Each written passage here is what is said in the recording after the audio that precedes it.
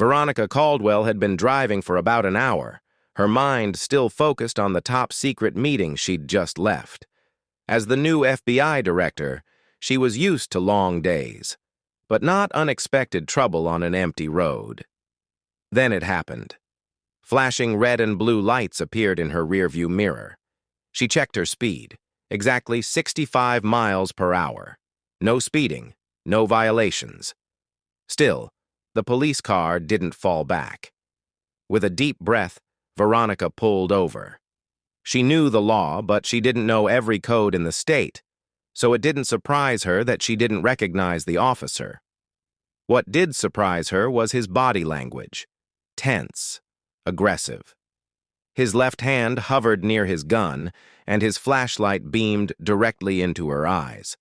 She lowered her window, keeping both hands on the wheel.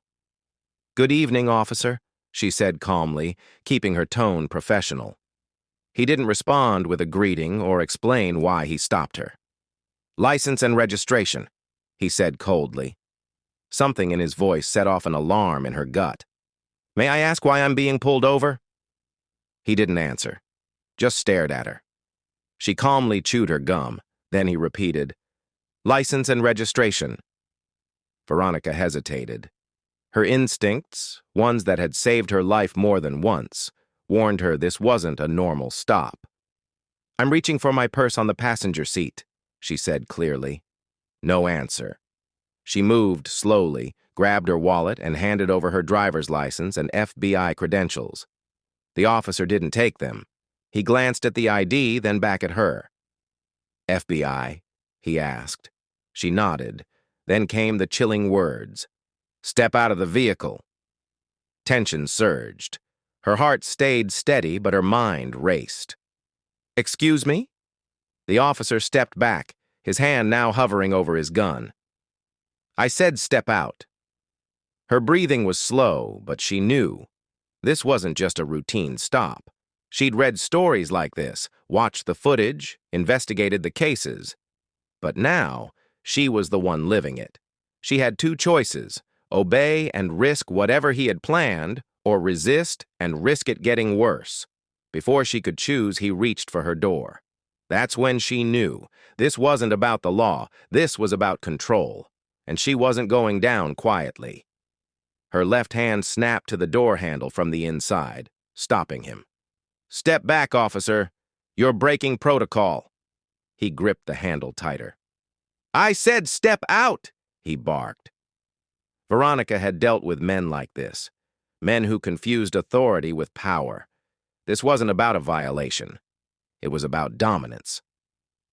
Another police car arrived. For a moment, she felt relief. Another officer meant a witness. But then she saw the man who stepped out.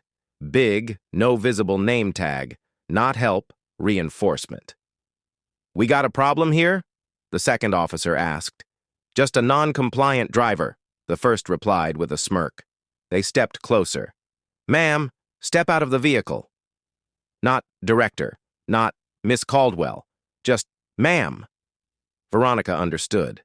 This wasn't personal. It was systemic. They could file whatever report they wanted, and she wouldn't be there to defend herself. She took a deep breath. Then it escalated. The first officer grabbed her wrist. Fast, too tight. She yanked back, trying not to seem aggressive. "Get your hands off me," she shouted. The second officer reached for his radio. "We've got a non-compliant suspect." Not a citizen, not a federal director, a suspect. Then the gun came out. Before she could react, the barrel was inches from her face. Silence. Heavy, terrifying silence. Until a voice broke through. "I'm recording this." A man stood by the roadside, phone in hand, screen glowing. He was filming everything. The officer hesitated. The second shifted, uneasy. For the first time, they weren't in charge. More sirens, more cars. Then, "Director Caldwell," someone said, recognizing her. Everything changed. The gun lowered. The first officer was arrested, his partner suspended. By morning, the video went viral. By noon, charges were filed. Veronica had seen justice take its time before, but not tonight. Tonight, justice struck fast. pay attention.